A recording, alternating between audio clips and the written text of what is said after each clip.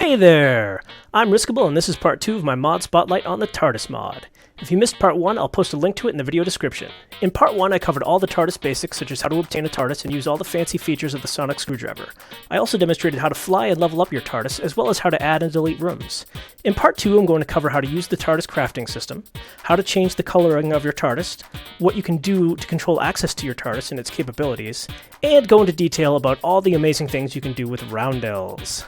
I'm also going to cover how to add new room schemas to your TARDIS and how to create your own.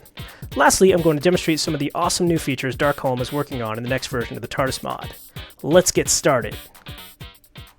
Let's talk about the TARDIS crafting system.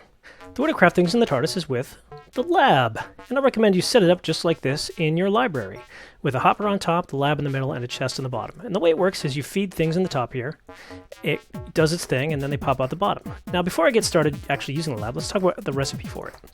It's pretty straightforward. It's just some iron ingots, gold, redstone, and some glass. So when you make your TARDIS, pretty soon after getting your TARDIS for the first time, you're going to want to make that lab. And the reason is, in order to make chronosteel, the TARDIS needs to be in flight. So what I recommend doing first thing when you get your lab is first create a Contron crystal, right? Because then you can give a TARDIS to your friends. Or make an extra TARDIS key or whatnot. And it'll do its thing and then it'll pop out the bottom. Here we go, a Contron crystal. Awesome. So now the next thing we want to make is some chronosteel, which is just some iron ingots. 1, 2, 3, 4. We'll do that, right? But you notice nothing happens, right? That's because we're not in flight right now, and in order to craft chronosteel, you need to be in flight. And here's another tip for you. If you need to get that iron out, just break the lab. Bam.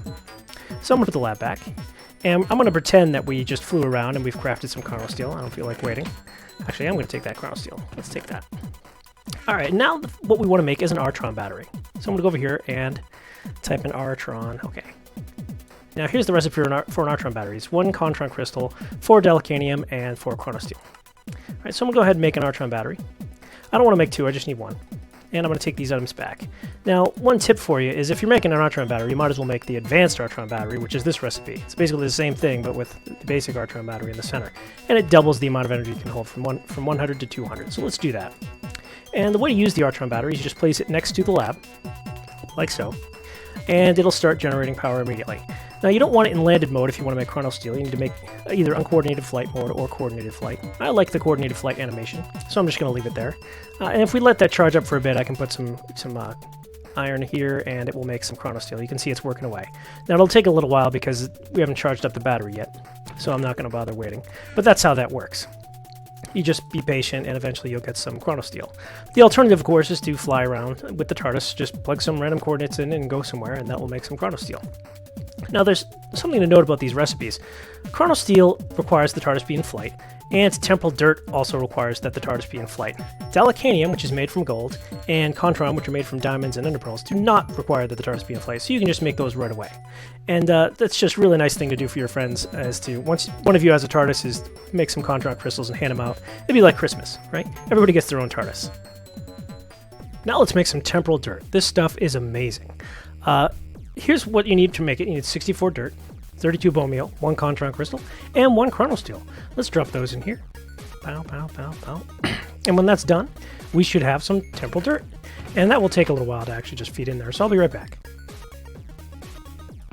Okay, we've got some temporal dirt. Let's see how it works.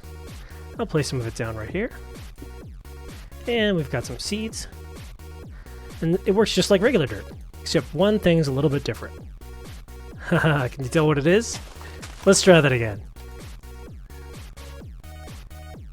Talk about fast. Wow.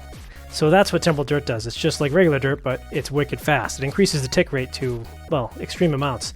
And I think it applies bone meal as well. It's just super duper fast. Does it work with saplings? Let's find out. Yes, it does. Isn't that awesome? That's temporal dirt. And for reference, if you want to move your temporal dirt, you need to put your sonic screwdriver in dismantle mode. It doesn't just, you can't break it. So I could sit here smacking this all day and nothing would happen. But that's how you do it, dismantle mode. Another nice feature of the TARDIS mod is that all of these TARDIS-specific blocks can be dyed whatever color you want. To give you an example of that, I'm going to change these to blue using lapis. Can we change the stairs? No, we can't change the stairs. Let's change them to brown. Yeah, and all the usual colors work. If you want to have a purple TARDIS or a pink TARDIS, you can do that. And if you want to reset them back to their original state, the roundels can be dyed too, by the way. Just switch it to bone meal, and then you go back to white. Oh wow, I didn't know you could do that. Double click? Oh yeah, double click and it clears the whole bit of it. Awesome. So can I double click to dye this whole wall pink? Oh yeah. Yeah. A pink TARDIS. Exactly what I wanted. Yes. Alright, and let's reset that. Just double right click with whatever dye you want and you reset that baby. Awesome. Now let's talk about permissions. The TARDIS has some controls that you can use to control whether or not people can do things with your TARDIS, and they're down here under the console. So one of the first things I want to show you is that you can create specific sonic screwdrivers that have specific capabilities. So if you wanted to have a screwdriver that, say, can't recall, transmat, or locate your TARDIS, you just right-click here to undo these options, take the sonic screwdriver out, and now you'll see that I don't have those options here. It's just basically a very, very basic sonic screwdriver. So what about things like changing rooms? How do we prevent a player from being able to change rooms? Well, you go to this little interface here, you right-click, still select the player you want, forward and backward. I don't have anyone else in my TARDIS at the moment, so that's not going to work. And if you just hold your mouse over here, you can see that you've got very specific permissions. So we've got modify permissions, right? So if they wanted to modify, if you wanted to give someone the power to actually modify these permissions, that would be that, and you just right-click here. It's not going to let me do that because I'm the TARDIS owner, but so let's start actually way back at the back here. So whether or not they can spend points on your TARDIS, fly your TARDIS, that is, they can use the controls to set coordinates and actually, kick off the flight procedure. Recolor blocks, and that's this feature here. Just be able to recolor blocks.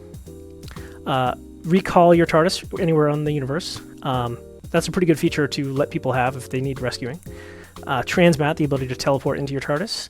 Modify the roundels, that is putting your sonic screwdriver in reconfigure mode and right-clicking on a roundel to actually reconfigure it and add cable interfaces. And the other permission, I believe, modify roundels, modify rooms, right? Whether or not they can add or delete rooms. Probably don't want to give too many people that power, especially if you've got a room full of goodies, you don't want them to go and delete that. So that's how you control permissions on the TARDIS. You can create specific sonic screwdrivers on the back here, just insert the screwdriver, or you can control per user as well. And that's how the permissions are set.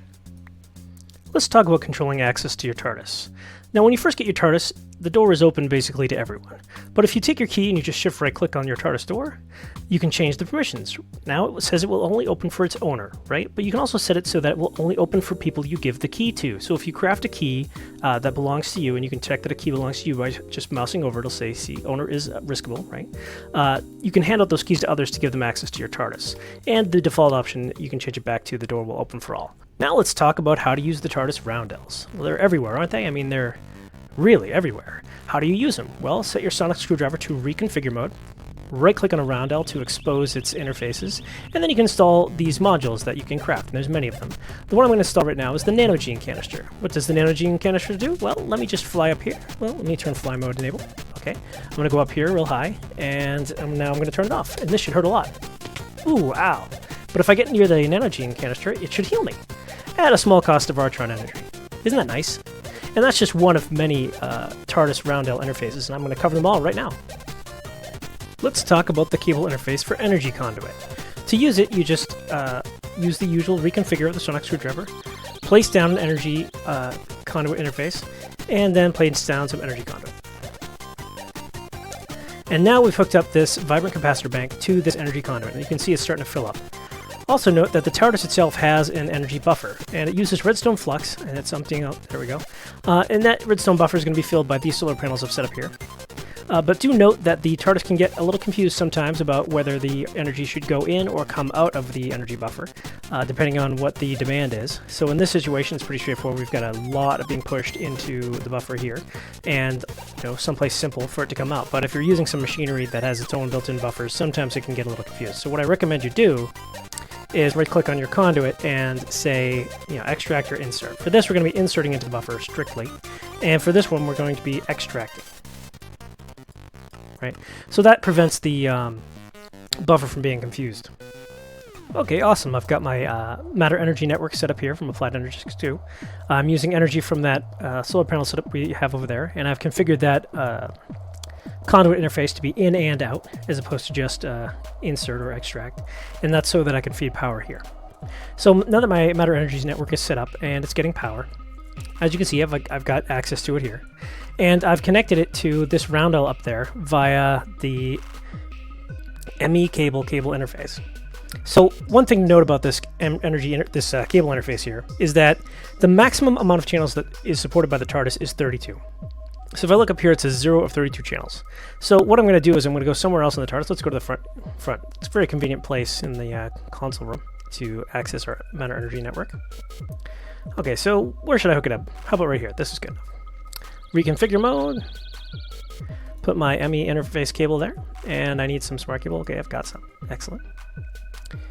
This is actually a really bad spot. It's right in the middle of everything. But anyways, the matter energy network should be accessible right here. Excellent, it is. I'll put my temporal drit in there and my regular drit in there. Perfect.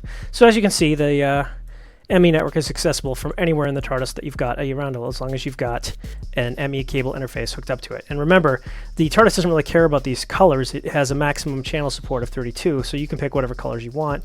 And just remember not to go over that 32 channel limit. Now you can still get, thousands of channels on your ME network. You just need to use the P2P system if you want that to work. Now let's talk about Thaumcraft support. The TARDIS includes an Essentia cable interface that you can use to pump Essentia throughout the TARDIS. Let me go up here, and you can see it. So we put the Essentia interface on the Roundell, just like we did put anything else on the Roundell, and then we can hook up Thaumcraft pipes, Essentia tubes, to that interface. And it's got 3 modes of configuration. If you set your sonic screwdriver to reconfigure mode, and right-click on the Roundell with that interface, there we go. You can configure suck all aspects equally strongly, and just have it transfer with the strongest suction. In that case, it acts just like one of these tubes. So for this interface, we want it to be like a tube for this room, because this is where we're going to put the Essentia. And over here in our Thaumatorium, I've added some buffers. And an arcane bellows to increase the suction for them. And I've configured them in I believe that's strong suction mode. So all of our Essentia should sort of self-sort itself into these jars here. And in this interface, we don't want it to suck strongly because we don't want it to compete with this suction here. But we do want it to suck the Essentia through the TARDIS from that other room. So what we're going to do is we're going to configure this in weakly mode. There we go. Suck all aspects equally weakly. So if we put any Essentia over here,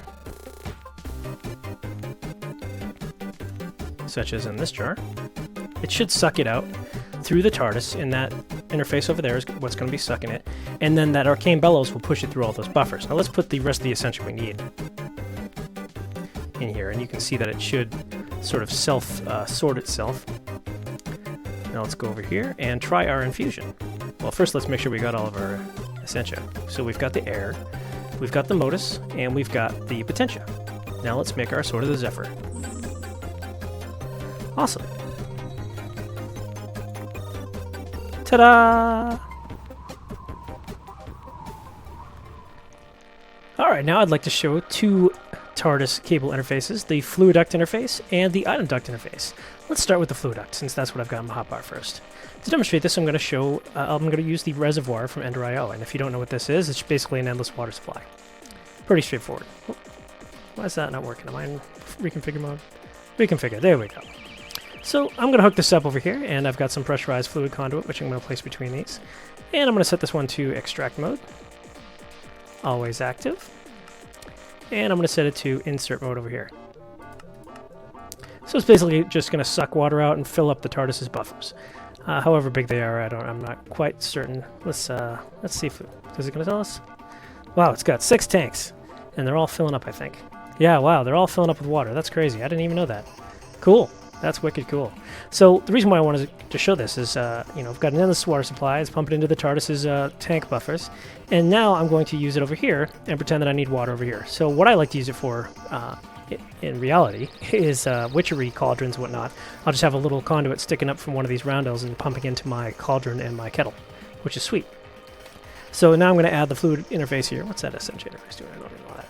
And now I'm going to pump it out and down into my open box tanks here.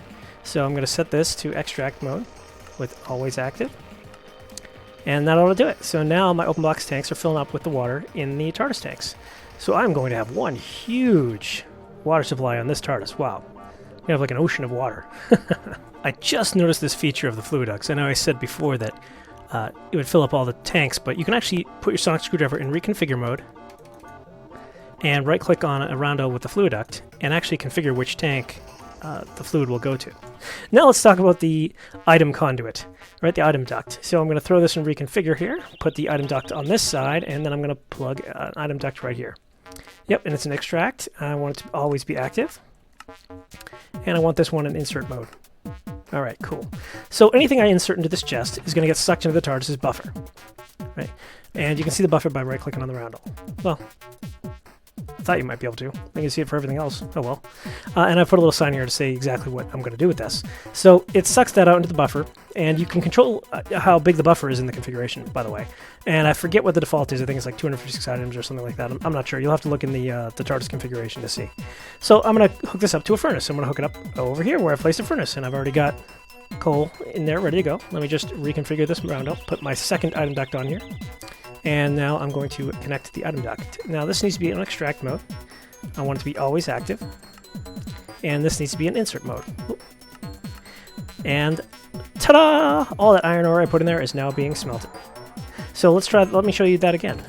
Let's put some more ore in here. And it should get automatically transmitted over into here. Yep, look at that, staying topped off. Perfect. So if you want to set up a smelting room or a furnace room in your TARDIS, some off in the distance, that's not as ugly as this, you can do that. These Roundells, you can use them anywhere in the TARDIS. Now this example is just across the room, but it could be miles away that way and it would still work just fine. Wow, that thing's still pumping water. The TARDIS is very impressive. Alright, now I'm going to talk about the transmat cable interface. Now this is one of the stranger ones and it does need some explanation. And in order to demonstrate how it works, I'm going to go way over here. Way, way, way away from the console room. Let's go to the very back here. In fact, let's add another room. Another thermatorium. That's good enough for me. I love this feature of the TARDIS. Oh, weird, it gave me all blue Roundells. I'll take it. So what I'm going to do is I'm going to put my sonic screwdriver in, reconfigure mode. I'm going to use the transmat interface here. So keeping my sonic screwdriver in reconfigure mode, I'm going to right-click on this transmat Roundell. And what it does is it sets my transmat point to right here. So when I hit the transmat, instead of teleporting me to the console room, it's going to teleport me right there. And if you want to change it back to the console room, just set your sonic screwdriver to reconfigure mode and right-click it again. So see how it says default location? So you can toggle between this location and the default location. And you can it's kind of like a global setting, so no matter how many sonic screwdrivers you have, they're all going to use the same exact transmat location. So the last Roundell interface that I want to talk about is the chunk loader. It does exactly what you think it does. You add it to a Roundell and it keeps this chunk loaded. If you use NEI, you can see the chunk boundaries, which are right here. So keep in mind that this chunk loader only loads one chunk. It's not going to load the chunk and a few chunks around it. It just loads this one chunk. So to demonstrate exactly what would happen, I've planted some seeds here, and these seeds will grow since this chunk loader is here and it's inside the chunk that will stay loaded. But the ones over here will not grow if I'm away, right? And that's because only the chunk that we've planted the chunk loader in will stay loaded. So to solve this problem, you need to make more than one chunk loader, go over to the chunk you need to stay loaded, and load a chunk loader there as well. Let's talk about the TARDIS rooms and room schemas. What you may not realize is that when you load your sonic screwdriver into the room selection here, what you're perusing is actually just a bunch of schema files on the server. And you can create your own schema files, and I'm going to show you how to do that. Another option is you can just download schemas from the internet, and if you look in the Minecraft forums and under the TARDIS mod, you'll find a whole bunch there.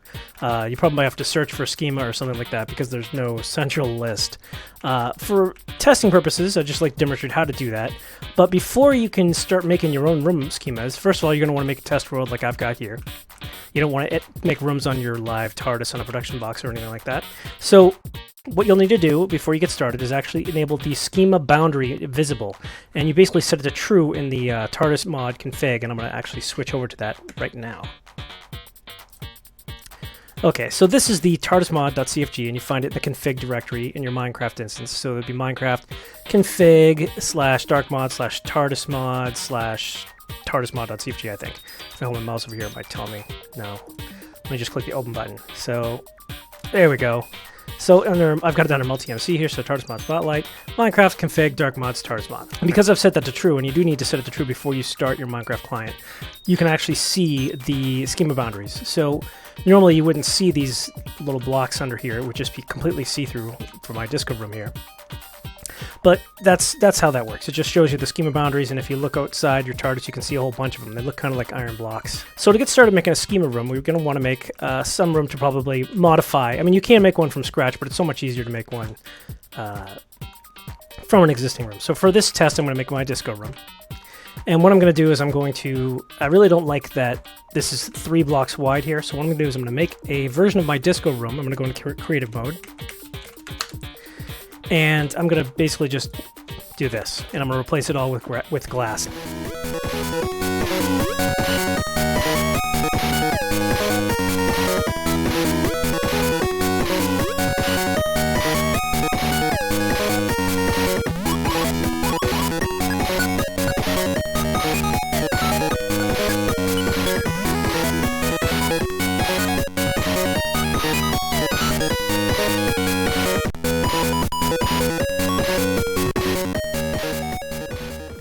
So I'm done modifying my disco room the way I like.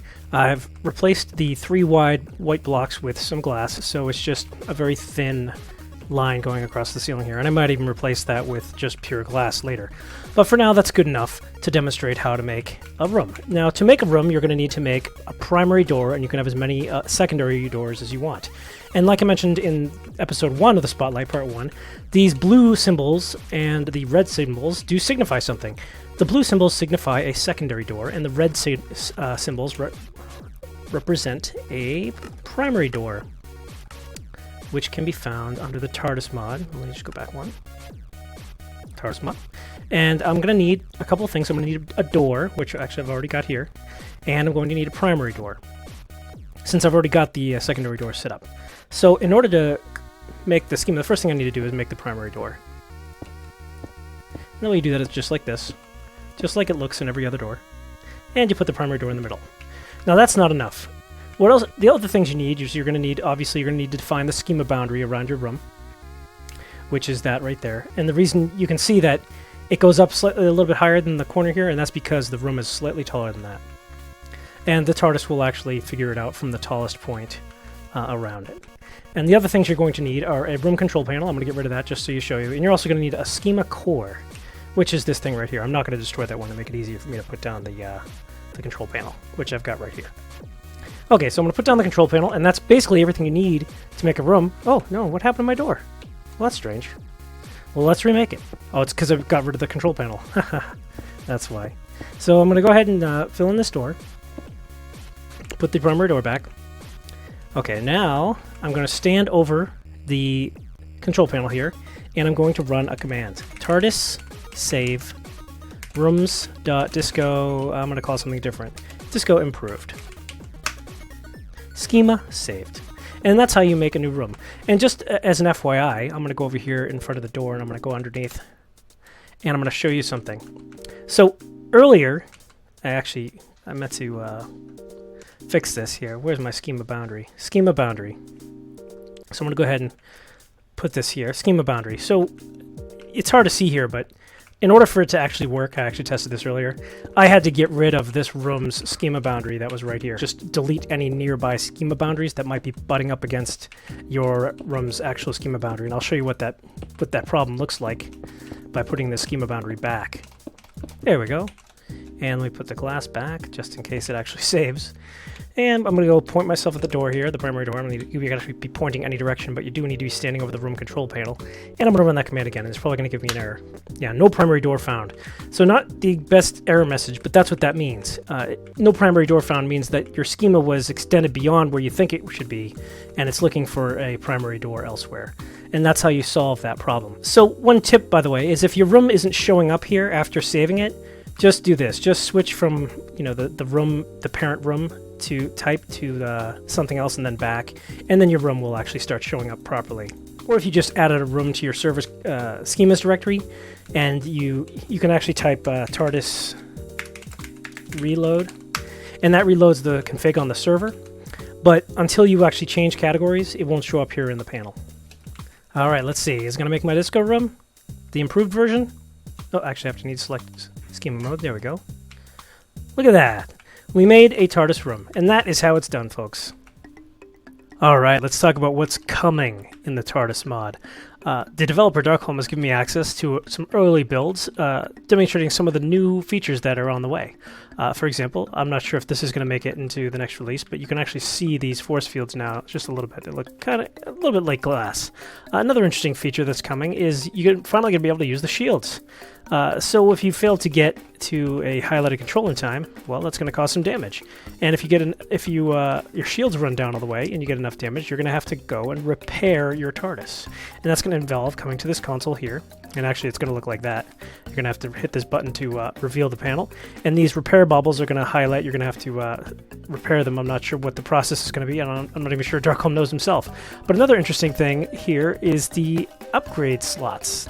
Now these are going to supplement the levels on your TARDIS, so you'll be able to craft things like explosion protection, or combat protection, and there's going to be a full combat system added to the mod, but that's not implemented yet. Missed control protection, so that'll save you if you miss a control. The speed level, you'll be able to upgrade your speed with this item. You can upgrade the shields with an item. You can upgrade the maximum number of rooms with an item. You can also upgrade the energy level, and there's actually one more, which is the energy regen level. You can actually craft that. Another feature you might be interested in is the handheld manual. If I turn off Wyla here, you can see that it does exactly what Wyla does. If you hold this in your hand, you can actually take a look at the TARDIS, and it will give you the details on each one, just like what Wyla would give you. Which is pretty sweet, that you won't need the Wyla mod anymore to use the TARDIS. You can just craft this handheld manual, which is this recipe here. Just some glass, a chronosteel, and some iron. And then you'll be able to figure out what all the controls are on the TARDIS using this in-game manual, which is kind of cool. Another feature I'm looking forward to, that's coming soon, I hope, is link mode. So you're going to be able to put your sonic screwdriver in link mode, right-click on a door, like this door here, you can just right-click on that, and then go to another door, like, say, this door. And what that would do is that will link the two doors together. So if they're linked, I could walk right through this doorway into this room on the other side. So it'd be kind of like a fourth dimensional or fifth dimensional situation. Now, technically speaking, the TARDIS is 11 dimensional, so I'm not sure how that plays out in relation to the link mode, but I can't wait for that feature. It's going to be awesome. You can make some totally nonsensical layouts. You can tell someone, well, if you want to get to my bathroom, you're going to have to go down the hall, to the right, to the right, to the right, and to the right. Right? That'd be great. I can't wait for that. Alright, that's it, guys. I hope you enjoyed this mod spotlight, and don't forget to comment or like this video. Thanks.